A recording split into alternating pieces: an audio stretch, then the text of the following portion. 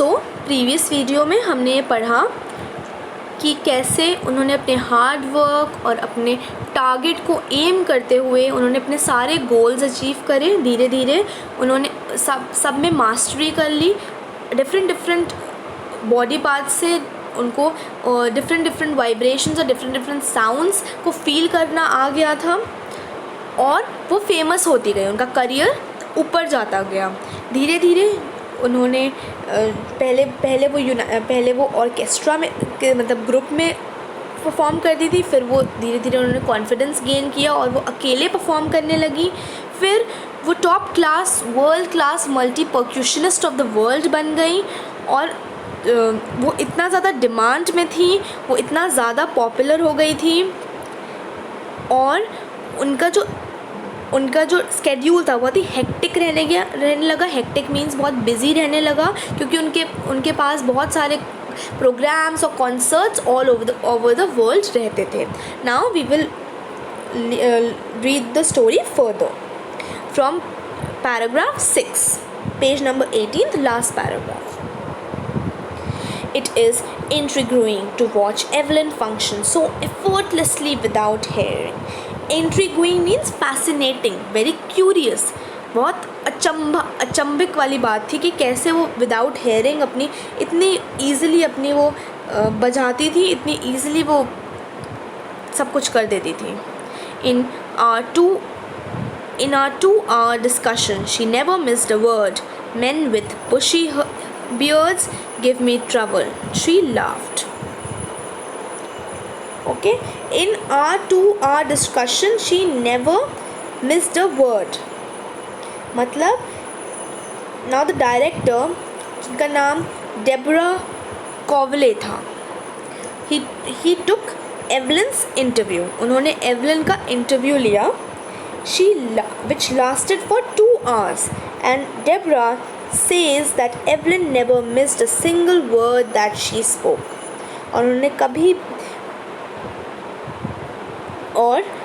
उन्होंने इंटरव्यू लिया एवलिन का एंड डेब्रा ने बताया कि एवलिन ने एक भी सिंगल वर्ड जो उन्होंने बोला वो मिस नहीं किया। Okay, and then there is a quote which says, "Men with bushy beard gives me trouble." She laughed. So Evelyn says that those men who have long, huge, bushy beard मतलब दाढ़ी, give her trouble. Why do they give her trouble? Because when they speak, she cannot see their lip movement as their lips are covered with bushy beard. तो उन्होंने ऐसा क्यों बोला कि उनके जो मेन होते हैं जिनकी बियर्ड होती है, बुशी बियर्ड होती है, बहुत बड़ी बड़ी बियर्ड होती हैं, वो उन्हें ट्रबल देते हैं।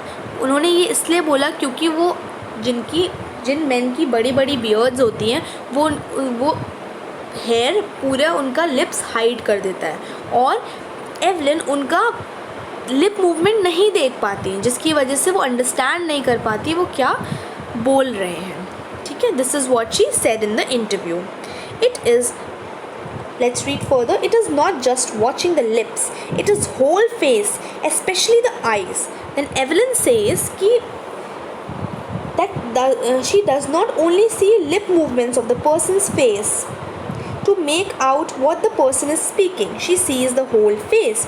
This means the entire expression of the face of the speaker makes Evelyn identifies or know that the person is saying. She adds the expression of the eyes helps Evelyn make out what the person sitting in front of her is saying. तो she says कि उनको सिर्फ उनकी lip movements नहीं देखने होते हैं, वो पूरा फेस देखती हैं एक पर्सन का to understand what that person is saying. She also sees the expression of face, the expression of eyes, and then she can able to understand कि जो उनके सामने इंसान बैठा है वो क्या कहने की कोशिश कर रहा है. Okay, the next line says she speaks flawlessly with a Scottish lilt. Flawlessly means without any mistake.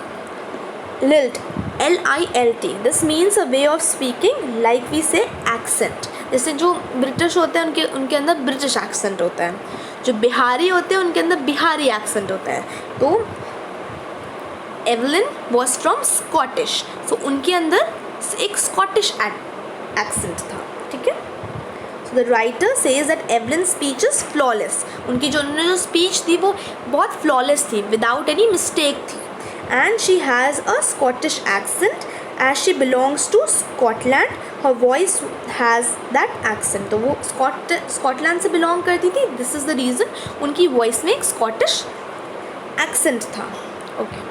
The next line says my speech is clear because I could hair till I was 11, she says, तो उन्होंने कहा कि उनकी speech, उनका जो बोलने का तरीका है वो क्लियर इसलिए है क्योंकि जब वो 11 ईयर्स की थी तब तक वो सुन पाती थी और तब तक उन्होंने वो लैंग्वेज सीख ली थी। Evelyn says that she can speak clearly because she had learn the language and she studied till the age of 11 till the time she could hear, तो 11 years की जब वो थी तब तक उनकी हेयरिंग पावर उनके पास थी और तब तक उन्होंने वो लैंग्वेज सीख ली थी, and this was the reason she told कि वो क्यों इतनी फ्लॉलेसली अपनी स्पीच दे पा रही हैं, okay. Next lines, let's read the next line, but that doesn't explain how she managed to learn French and master basic Japanese. But this means that after becoming deaf, Evelyn also learned 2 new languages. Deaf होने के बावजूद, after being deaf, उन्होंने 2 languages और सीखी, that was French and Japanese. So उन्होंने French सीखी और basic Japanese सीखी थी. So one wonders that how could she learn these 2 new languages all despite her deafness. So इंसान वंडर करते थे कि जो डेफ है उसने ये 2 लैंग्वेजेस कैसे सीख ली, ये 2 new languages, okay. Let's read the next paragraph number 7. As for music, she explains, it pours in through every part of the body. It tingles in the skin. Tingles means गुदगुदी होना, cause a slight prickling or stinging sensation, मतलब गुदगुदी होना. My cheekbones and even in my hair. So to that she said, Evelyn explain करती हैं कि how does she identify music, कि वो म्यूज़िक आइडेंटिफाई कैसे कर पाती हैं. It create sensation in her skin. वो बोलती है कि उनकी स्किन में एक सेंसेशन होती है, एक अलग तरीके की गुदगुदाहट होती है. If her cheek bones and even in her hair, उनके चीक बोन्स मतलब जो गाल के पास आपके चीक्स के पास जो बोन होती है, that is known as cheek bones. उनके चीक बोन्स के पास, उनके हेयर के अंदर वो सेंसेशन होती है जिसकी वजह से वो म्यूज़िक आइडेंटिफाई करती है. So every part of Evelyn's body respond to music. तो हर एक बॉडी पार्ट म्यूज़िक पे से रिस्पॉन्ड करता है उनके. Okay, next paragraph says, when she plays the xylophone, she can sense the sound passing up the stick into her fingertips. ठीक है, तो वो बताती हैं कि जब वो xylophone प्ले करती हैं, she uses sticks and that can sense the vibration of the sound produced by the xylophone pass through the sticks up to her fingertips. तो वो कहती हैं जब वो xylophone बजाती हैं तो वो स्टिक से उसको प्ले करने की कोशिश करती हैं. तो जो वाइब्रेशंस हैं जो ज़ाइलोफोन प्रोड्यूस करता है जब वो उनको स्टिक से बजाती हैं, तो वो जो वाइब्रेशंस हैं वो स्टिक के थ्रू उनके फिंगर टिप्स पर आती हैं और वो उनको सेंस कर पाती हैं कि वो क्या बजा रही हैं और कैसा वाइब्रेशन क्रिएट हो रहा है, कैसा साउंड क्रिएट हो रहा है. तो वो सेंस कर सकती हैं, उस चीज़ को फील कर पाती हैं. Okay, the next line says,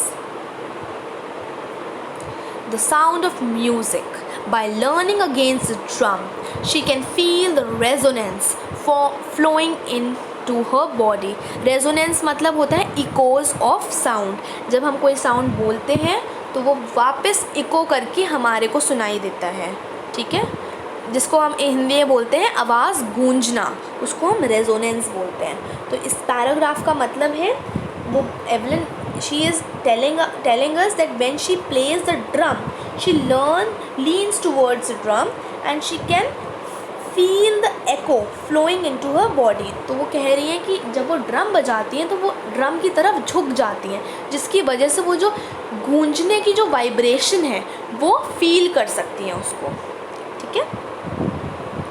The next paragraph says, on a wooden platform, she removes her shoes so that the vibration pass through her bare feet and up her legs. तो इन सब lines में वो क्या बता रही है, कैसे वो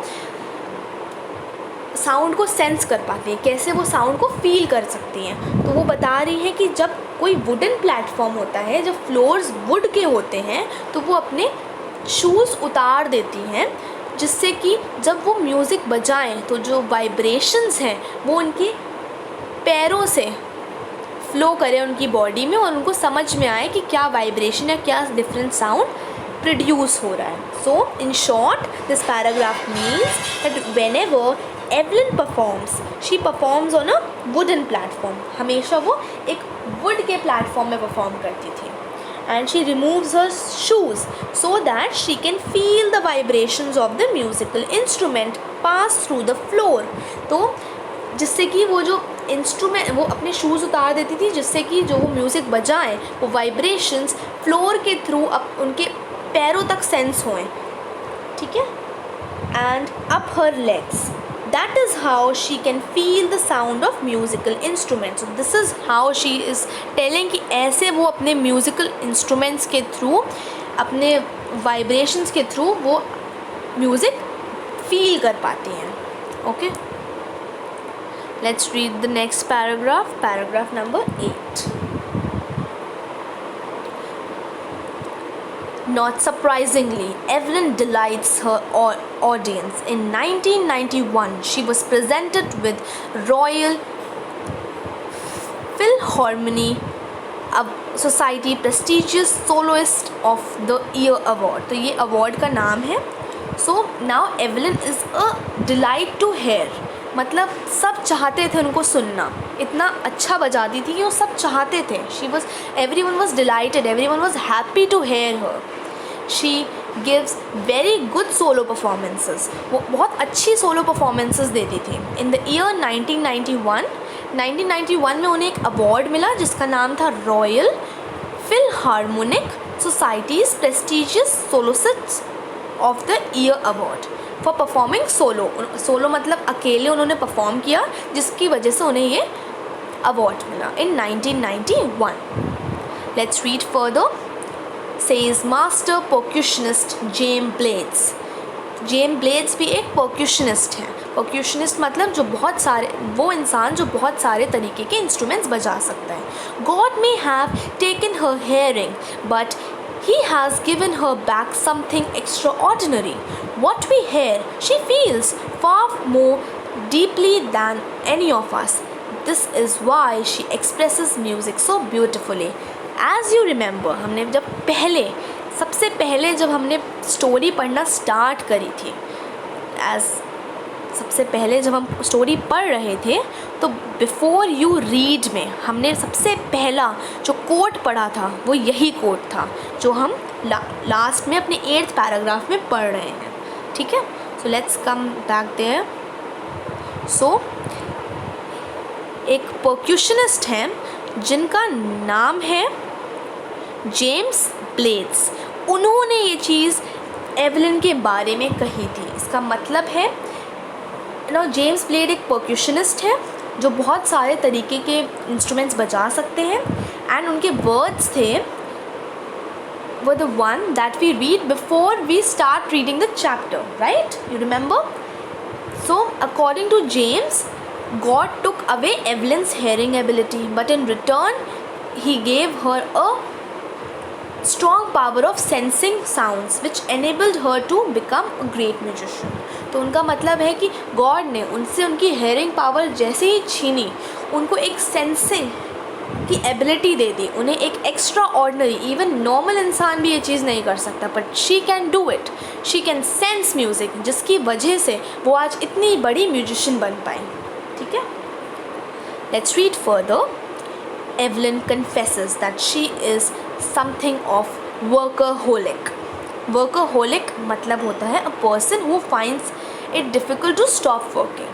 तो workaholic का वो लोग होते हैं, वो पर्सन होते हैं जिनको काम करना अच्छा लगता है और उनके लिए डिफ़िकल्ट होता है अपने काम को रोकना. ठीक है, वो उनको हर समय काम करना पसंद है. They are known as workaholic. So Evelyn she was very hard working and she does not stop working. She never stops working. तो उन्होंने एक्सेप्ट किया कि वो एक तरीके से वर्कaholic है. ठीक है. The next line, I have just got to work, often harder than classical musician. So she said, now to be par at with those people who can hear, who are classical musician, Evelyn works very hard. तो उन्होंने कहा कि मुझे at par मतलब level पर, same level पर. तो she said कि दो एज मेरे में हेयरिंग डिसेबिलिटी है, मैं सुन नहीं सकती. तो उन नॉर्मल लोगों के लेवल पर आने के लिए मुझे बहुत मेहनत करनी पड़ी. उन क्लासिकल म्यूजिशियन जो बहुत वर्क हार्ड करते हैं, जो नॉर्मल पर्सन होते हैं, उनके लेवल पे आने के लिए she has to work very hard. Okay, let's read the next line. But the rewards are enormous. Enormous मतलब होते हैं बिग, बड़ा. शी सेज बट जो रिवॉर्ड्स थे जो उनको मिले इस हार्ड वर्क के, वो बहुत ही बड़े और ह्यूज थे. ठीक है. Next line says, apart from regular concerts, Evelyn also gives free concerts in prisons and hospitals. So she tells us that out of charity के लिए वो कॉन्सर्ट्स तो करती थी, रेगुलर कॉन्सर्ट्स, बट वो फ्री कॉन्सर्ट्स भी करती थी प्रिजन जेल होती है, एंड हॉस्पिटल्स में, for charity. The next line says, let's read it. She also gives high priority to classes for young musicians. तो वो क्लासेस भी लेती थी यंग म्यूजिशियंस के लिए, यंग म्यूजिशियंस जो म्यूज़िक सीखना चाहते हैं. She use to take the classes for those children who want to learn music. उन चिल्ड्रन की जो सच में सीखना चाहते थे music. Okay. The next paragraph says, and रिचलन of Beethoven Fund for Deaf Children says she is shining inspiration for deaf children, that they see that there is nowhere that she cannot go. So he says there is a person whose name is Anne Richland who belongs to Beethoven Fund for Deaf Children. ये कोई association होगी जिनसे ये belong करते होंगे, N रिचलन. वो कहते हैं कि एवलिन एक इंस्पिरेशन है. शी इज़ एन आइडियल, एक इंस्पिरेशन है सबके लिए. She is an inspiration for those children who can not here. वो उनके लिए इंस्पिरेशन है जो लोग सुन नहीं सकते. And when they get to know Evelyn story they feel that they can accomplish everything. और जब वो डेफ चिल्ड्रन एवलिन की स्टोरी के बारे में जानते हैं तो वो डेफ चिल्ड्रन भी फील करते हैं, इंस्पायर होते हैं उनसे, और ये फील करते हैं कि वो सब कुछ अपनी लाइफ में अकम्प्लिश कर सकते हैं. Even though they are deaf, they can fulfil all their dreams. Okay, let's come to the last paragraph, the paragraph number 10. It says Evelyn Glennie has already accomplished मतलब achieved more than most people twice her age. She had brought percussion to the front of the orchestra and demonstrated that it can be very moving. So Evelyn कहती हैं कि उन्होंने बहुत कुछ achieve करा है अपनी लाइफ में. That those people who are double her age have also not achieve. जो उनकी एज के डबल एज के हैं उन्होंने भी इतना अचीव नहीं करा होगा इतनी छोटी सी उम्र में. उन्होंने भी उनकी डबल एज के होकर भी इतना अचीव नहीं करा होगा जितना एवलिन ने अचीव कर लिया है अपनी लाइफ में. ठीक है. दैट मच वो जो डबल एज के लोग हैं उनके पास भी इतनी पॉपुलैरिटी और इतने अवार्ड्स नहीं होंगे जितने एवलिन ने जीते हैं. The author further says that orchestra is a group of people who are playing different musical instruments, and generally the percussion instruments like the drum, xylophone are placed at the back end of the orchestra, or they are placed at the side. But as Evelyn performs solo, she gives special performance with these percussion instruments. The percussion instruments have come in front of the orchestra. तो वो कह रही हैं in line से that she has brought percussion to the front of the orchestra and demonstrated that it can never be very moving. इसका मतलब है कि जब ऑर्केस्ट्रा में जो सब लोग परफॉर्म करते हैं ग्रुप में, तो जो ड्रम्स होते हैं, जाइलोफोनी, जो परक्यूशन इंस्ट्रूमेंट्स होते हैं वो हमेशा साइड में या फिर बैक में होते हैं.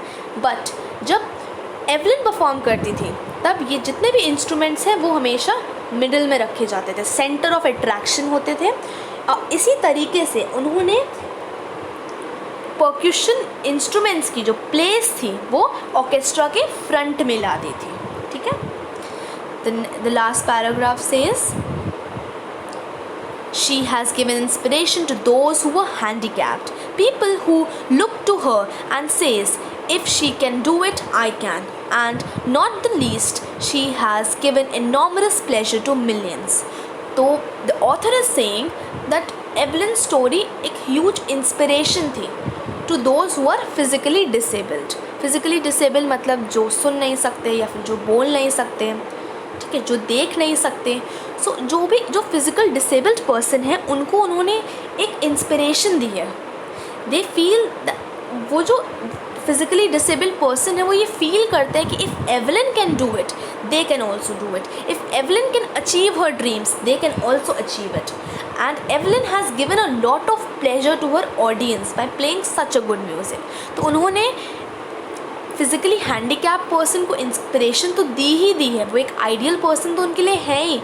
उसके साथ साथ उन्होंने अपने ऑडियंस को भी एक अच्छा म्यूज़िक सुनाकर प्लेजर दिया है. प्लेजर मीन्स हैप्पीनेस दी है. Okay. Now we come to the end of the explanation. I want you to read the chapter. It is a difficult chapter. Just read it twice, thrice as much as you can, and if you have any doubt you can ask. Thank you.